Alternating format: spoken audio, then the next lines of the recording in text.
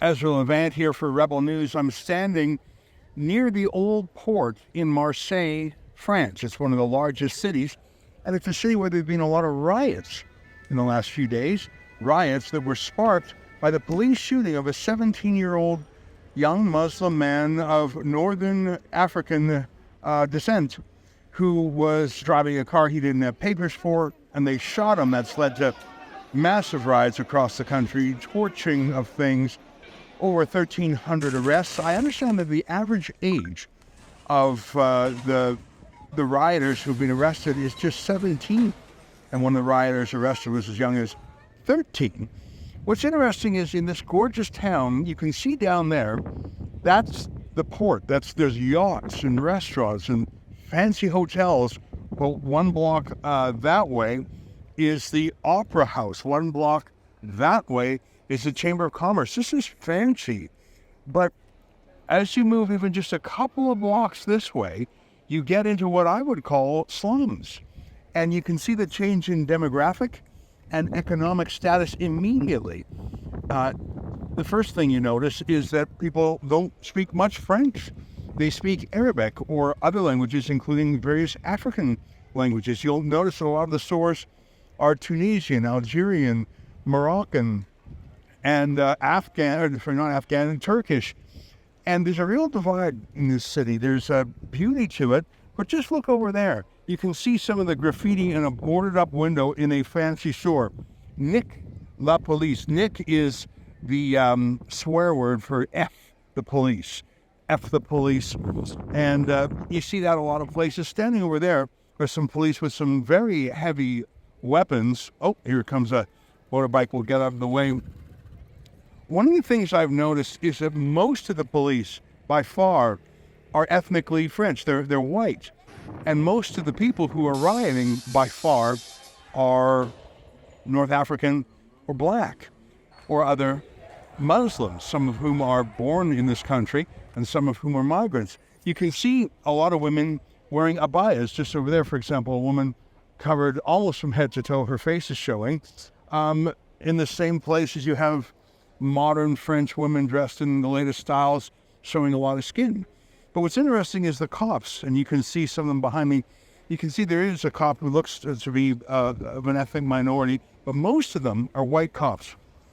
And my reason for mentioning that is that if you are a Muslim young person and you don't speak French, perhaps, I'm not saying it's an excuse at all to riot, but I can understand how there's a barrier for interacting with the police, and perhaps you don't see them as approachable. Perhaps you naturally see them as an enemy, not just a legal enemy, but perhaps an ethnic enemy, a political enemy.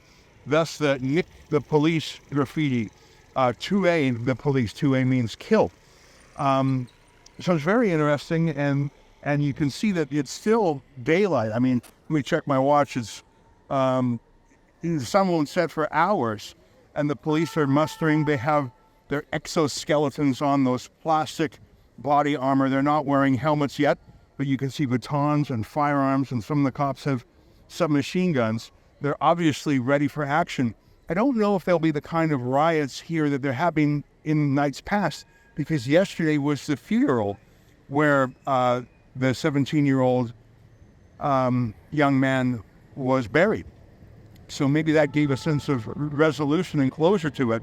But as you can see, the police are taking no chances. And I say again, I am just 2 blocks away from the fanciest hotels in Marseille. So it'll be very interesting. I was told by the staff at the hotel that things can pop off in these streets even at 6, 7 p.m. before nightfall, because again, you just go 1-2 blocks further in from the water and you're in a street that is, it could be a street in Tunisia, it could be a street in Turkey. It's a completely different culturally, economically, socially. Let me make one last comment. This is just my thinking about it. Given the statistic of the average age of the arrested rioters is 17. I remember when I was 17, I was in high school, and I may have been motivated by politics, but mainly I think I was motivated just by being a young man. And if there was a sense of adventure that all across France, young men, especially from a black or brown background, were rioting against the police, F the police, maybe that is as much a motivation as politics or ethnicity. Of course, there is a commonality amongst many of the rioters that they are Muslim. And I don't want to jump to conclusions that that is the motivation. They say on the face of it, the riots are in response to a police shooting. They say that the police in this country pick on them. I really don't have factual reasons to doubt that. My quarrel, of course, is that it doesn't help anyone to torch a business, to torch and beat up innocent people. How does that stop police crackdowns? In fact, doesn't that cause a police crackdown? I want to close with a video, not one that we've made, but the video that was published incredibly by, I believe it was the Prime Minister of Poland. Poland, of course, an ally and not too far away neighbor of France.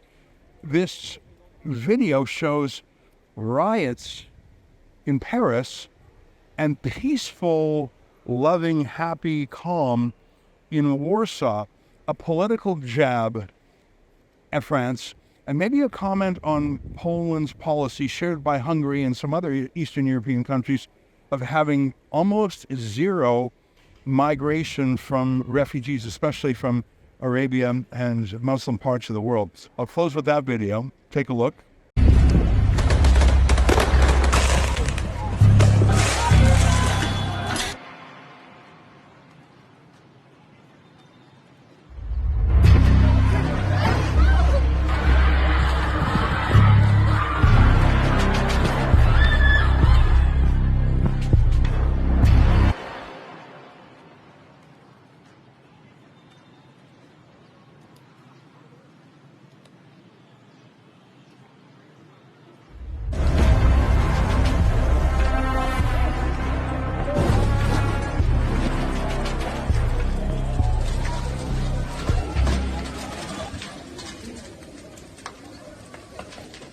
That's my latest report. Again, things aren't, I wouldn't say that things are pregnant here. I just say that the cops aren't taking chances everywhere.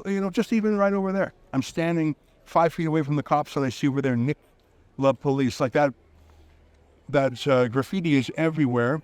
You can see, just over there, you can see the plywood on the windows, prophylactically protecting against smashed windows. Other places I've seen duct tape put on windows to, if they are smashed, to stop it from fragmenting.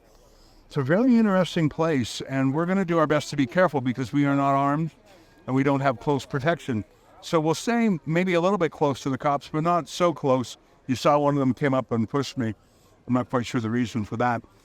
I'll give you more reports, and hopefully I'll have more substance. I thought I would share with you some of my observations so far. We'll have more for you. We're going to be here for another day and a half.